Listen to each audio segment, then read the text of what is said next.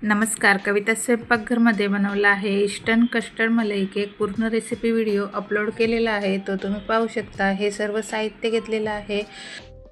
पहिला आपल्याला साखरेचा पाक बनवून घ्यायचा आहे। हा बघा, अशा प्रकारे एक तारी पाक बनवून घ्यायचा आहे आणि इकडे दूध घ्यायचं आहे 2 कप आणि ते गरम करून त्याच्यामध्ये इकडे थोडंसं दूध घेतलेलं आहे, त्याच्यामध्ये थोडेसे केसर, कस्टर्ड पावडर आणि कॉर्नफ्लॉवर टाकून मिक्स करून घ्यायचं आहे व्यवस्थित दुधामध्ये। इकडे दूध गरम होत आलं की साखर टाकून ते कॉर्नफ्लॉवरचं आपण बनवून घेतलेलं आहे दुधामध्ये मिक्स करून ते टाकायचं आहे।